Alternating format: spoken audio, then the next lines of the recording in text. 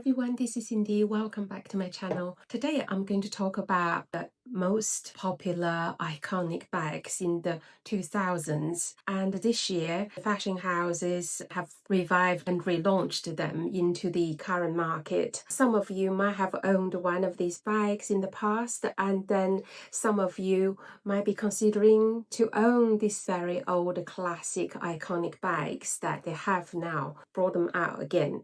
There are 5 bags that have coming back on a huge scale. They are so popular in the 2000s. It's kind of like a relaunch, but they just sneakily push them out. And when going into the department stores, like I'm based in the UK, Selfridges, Harrods, you walk in there, you have a look around the bags and suddenly thinking, I recognize that one. That was such an old bag. It's wow, it's back. It's quite endearing to see that because obviously they cancelled production for these bags. Probably for 10 years, you just don't see them anymore. But however, they are making a huge coming back this year in 2025. So I'm surprised to see, but yeah, I'm not surprised to see because I think fashion or bags is kind of like a cycle. The new designs probably haven't been selling well. And so they have, maybe the strategy is that they bring out very old, classic, popular bags and relaunching them. People were liking them, but never owned one. Perhaps they can jump onto the bandwagon again, start to get one of these bags and making them popular again. There's loads of fans of this bag already back in the late 1990s and the year 2000s. And then you would see these bags, fashionistas' arms, like especially the first bag. This was from 20 years ago. So, and then I start to look a little bit more into it. I found quite a few bags now coming back. So today I'm going to introduce you the 5 designer bags plus 1 bonus bag that they have a huge comeback in 2025. So sit tight and let's dive into it. First bag is the Balenciaga City Bag. It was launched in 2021. Back then, we called them the motorcycle bag.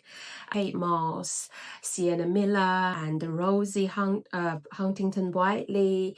All the 8 girls and fashionistas is one of them must-have handbags because the Balenciaga City Bag / motorcycle bag, it looks like they got the tassels, got the studs, and is that right rectangular shape with top handles plus the shoulder strap and with the stitching on the edging. So it's a very cool and edgy and funky bag. So no surprise that these ladies, they were such a fan of them. And I used to go to Selfridges or Harrods, and they have the counter just full of those Balenciaga City bags, and they're just in different shades, and all the leather, they're not in shining leather. The leathers look like it's being treated, that they look like wrinkled and it's being used, and they made them look a little bit older. But the popularity is no doubt it was one of those very popular 8 iconic bags back in the early 2000s. So this year they brought it back into one of their bag collections on offer in the house for Balenciaga. And so the new ones is still the exact same design. I can't see any difference from the original design. Still the same features and still similar sizes. But back then they were having suede, they were having leather, and they would have so many different shades.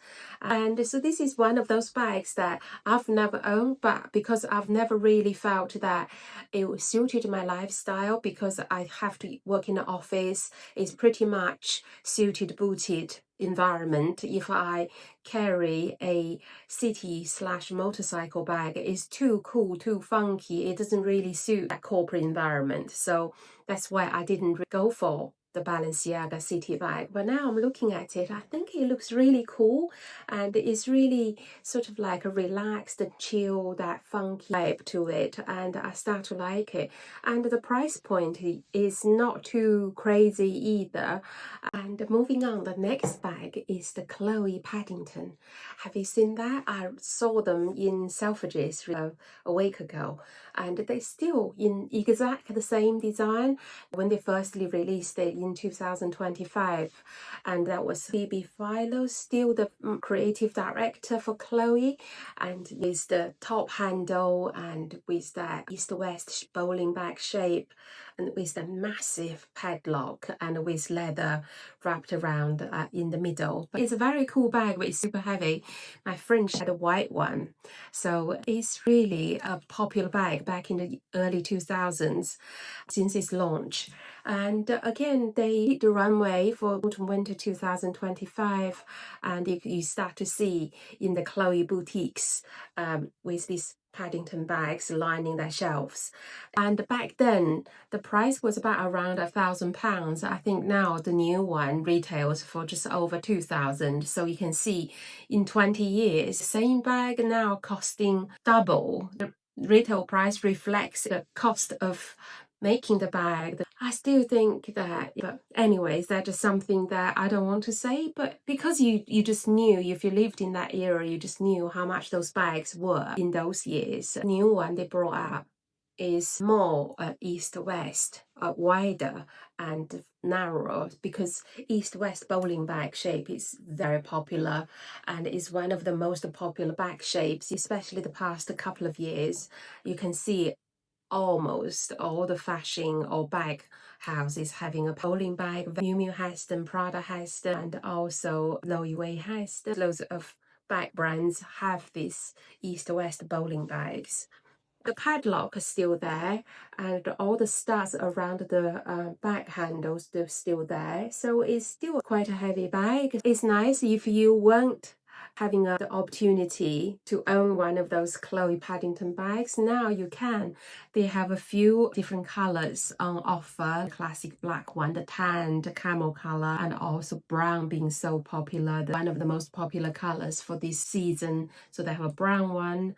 And the thing is with Chloe, their quality is without a doubt, it's top notch, and the leather is buttery soft. I did feel it. It was just really beautiful. And maybe now is the time for you to own a Chloe Paddington. Would you or wouldn't you? And the next bag has been having a reissue. This is from Fendi, the Spy Bag. I'm not sure whether you know this bag or whether you have owned one of these bags. And the Spy Bag was still a very iconic bag back in the early 2000s. It firstly launched in 2005 in the Fendi house. They have the Baguette bag, the Peekaboo bag. So these three bags were the most popular bags, although the Baguette bag and the Peekaboo stayed on. They discontinued the Spy Bag. The Spy Bag was all the rage back then because it has this massive poofy sort of round shape. What do you call it? Like Chinese dumplings? I don't know, but with the small handles. But the handles like braided with leather, and they have this secret pocket inside to keep your belongings, and therefore I think that maybe that's why the Spy Bag is being named. But the new version they have released is that the body of the bag is much smaller and it's flatter, and also the handles are much longer, because the other one you couldn't really put it over your shoulder. From whatever I remember, it's just basically handheld bag. But now the shoulder strap is longer, twisted shoulder strap. It looks soft and it's not a structured bag. It still has the flap at the front and the button. It's a pretty cute little bag, but I don't think the popularity with the reissue, the new version, has... I've never really seen many people carrying this, but I did a Google search and they have a few pictures coming out, but it's not that many. So I'm not sure, again, how long the reissue of the Spy Bag, how long this is going to be around. And personally, I don't think I'm a fan of that bag because it doesn't really look striking. Have a very little old original Spy Bag design, and it doesn't really, when you look at it you think, oh, there's the Spy Bag. You wouldn't say that straight away. So I'm a little skeptical about the reissue of the Fendi Spy Bag. and is retailed for 2,650, so it's dearer than the Chloe Paddington bag and also more expensive than the Balenciaga bag. I'm not sure whether that is going to go down well with a little soft bag with a top handle, but it's kind of like a quite subtle, understated, quite luxury bags, but with that sort of quite a luxury bags, you have a lot more choices. But I don't know, but I'm skeptical. If you really want to have a look at the FENDI Spy Bags, go into the FENDI boutique and have a look in person, see how you feel about them.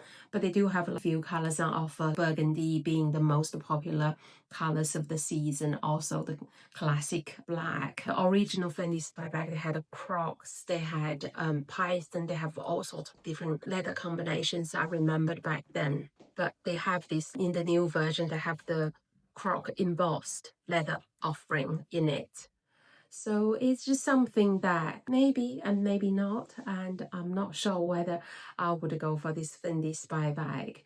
But I think I still prefer with the original. If they bring out maybe a little small one and maybe a smaller size, as like the Bottega Veneta Jodie bag, that little half moon shape, if they do that slightly smaller, I think would be probably go down far better. If you think you bring out older classic, people must be able to identify, oh, that's the spy bag. But if there's no, can't really reminiscing the image of an original, that means it's a new bag. So I am not sure about this one. So what do you think about this? The FENDI new spy bag, the reissue? So leave a comment and share with everyone in our community to what you think about this FENDI reissue bag. And the next bag is the MULBERRY Bayswater bag. It was launched in 2003. I remembered when I started working at this new company in 2005, and my finance director, she had one of those Bayswater bags, and hers is the camel classic, most iconic version, and she used to have it. And but back then the Bayswater costing 275, if I remember it correctly. That was year 2005, and so it's just something up. But still back then, because everyone's my salary, I only just started my finance career, and back then I was like, oh, there's still quite a lot of money. I wouldn't pay that more than £50 for a bag, and so it's just something that is still quite significant. So for the finance director, obviously she's more established, she earns a lot more, and for her it's reasonable to carry a bag costing that much. The Bayswater, they never ever discontinued production because it's one of the iconic bags in the house of MULBERRY, and MULBERRY has been struggling a little bit because their sales is not really that great. They have introduced new bags, but it hasn't really been doing well. So they have recently, in this year 2025, brought out the MULBERRY soft Bayswater, and again the original Bayswater is more square. You just think about a Birkin shape, and now if you look at it just with the Birkin, they got the flap and the top handle but without the straps around it, so it's that design. And but the soft one is basically in a similar shape. They have some tassels on either side of the bag, got some wings. It's almost like the CELINE trapeze, and they have a long shoulder strap. It's just quite nice looking. They have a slightly larger one, they have the mini version, but I really love the mini version. The mini version looks really cute because it's kind of like that east and west bowling shape again, and almost like the Alaya but with some wings on the side, and but it's open. MULBERRY leather is great quality, and they just have that little silver or gold hot stamping with their brand onto it. There's no other major logos, there's no motifs, no monogram, so it's very subtle and light luxury and understated. So it's very, very beautiful. They have the burgundy again, they have some suede version, the mini one just for leather version, they sell them £995. I think it's a great bag. It is so beautiful, and the price is fair. I think it's very, very fair. For under £1,000 you get a decent bag from Mulberry, because Mulberry's quality is very impeccable. All artisans are made in the UK, so is a very reputable British leather brand. So it's just something that I always quite loving it. And they have the smaller version in the suede is costing 1,345, and the mini is under 1,000. And then they have the larger one costing 1,395, but it's slightly chunkier. And I think the smaller one is the mini one is my most favorite, and I really like that little bag. And maybe it's something that I would get or I wouldn't get, but I don't know. I have quite a few little bowling bags from high street stores, like from Naked, two from Arcade, one black, one white. So it's just something, and I don't know, but I don't know, who knows. But I mean, if this design stays, it might become one of their classics for their house, become one of those timeless iconic bags for Mulberry. And then maybe give me another year or so, I want to get a new bag, maybe I will go for it. At the moment I do like it, and I saw it in person, and it is a really, really beautiful bag. And you can see the videos that I've taken when I was in Selfridges. And do you like this new soft version Bayswater from Mulberry? And again, share your opinion with everyone, and I would love to hear what you think about this reissue or this newer version of this Bayswater. Next is my favorite relaunching, and is the CELINE Luggage bag, and is based on the CELINE Phantom bag, and launched back in early 2010. And it was at the same period, it was the Phantom bag and also the CELINE Trapeze bag, which I do own. And so those two bags was most popular. My friend, she had a Phantom because the Phantom is very heavy, and then I got the CELINE Trapeze before it launched, and I have to put my name down onto a list and to pre-order, and I pre-ordered at Selfridges and I got it. And that bag is in a great quality. I still have it. Back to the Phantom bag, it was very popular. We had the nano ones, the mini ones, and the really large luggage bag. So now this year they bring up again, you can see is the east-west shape are very popular. So they condensed it, pushed it down into wider bag, like the east-west bowling shape with top handles. They still have the zip at the front. The zip is kind of like a smiling face. It's like a curved, not like the zip used to be just like a flat zip. So that's a really cute touch. Because why I like this bag, because as soon as you see it, thinking, oh, I know that bag, because that's very similar to the Phantom or luggage bag back in 2010. Relaunching them into two sizes. It is the large and the small.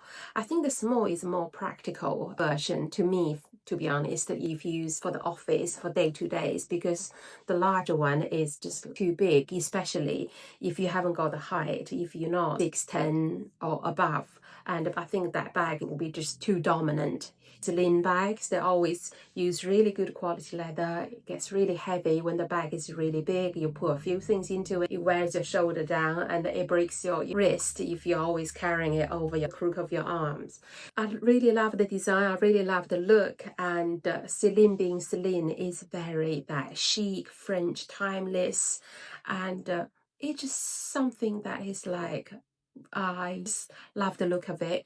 When I was in Selfridges, because I have to dash out quite quickly, so I didn't really stay that long that day, so I didn't really go to see the luggage in person, but I have saw it on their website. But it is really beautiful, as you've seen on the screen. The design is just impeccable, and is so beautiful that is something that if I want to get a new bag, maybe I think this is one of my wish list bags, because back in the early 2010 when it firstly launched, I got the trapeze, I didn't got the luggage. But when they cancelled stopped production of the luggage, I was thinking, oh no. So now it brought back, and perhaps I will put that on my wish list, and I might take the plunge with this bag. but who knows, let's just leave it there. But this bag, the larger one, is retailed for almost £4,000. It's £3,650, and the smaller one, however, is just under £3,000, £2,950. So they have the larger, they have the medium. So it's very pretty and beautiful looking bag, and so I might get it. But however, it's quite expensive. Back then, again, in 2010, the luggage bag was very similar to the trapeze, if I can remember correctly. My trapeze was 1,150, and the luggage bag back then, it was similar prices, can't be more than 1,350. So you can see the prices has gone up quite a lot, significantly tripled. So this is the thing that I own now for all of the classic bags that I wanted to have own in my collection.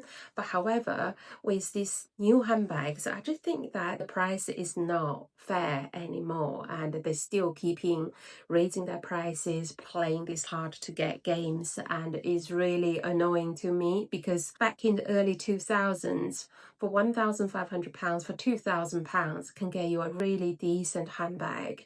But these days, if you haven't got £4,000 or £3,500, most of the bag houses, they do have bags. But however, if you really want to get a leather one, and slightly not the basic entry-level bags, and you're not chucking out £3,000, and you can't get something that nice. So it's something that I'm really objecting to, and I don't really like them keep putting the prices up, and now the price rising is kind of like a backfire. Look at Gucci, and I used to buy Gucci ready to wear because I think they're fair priced, but now they try to compete with, I don't know, they try to compete amazing with Hermes, and they keep raising their prices, and they're ready to wear. It's just like, well, how much do you charge?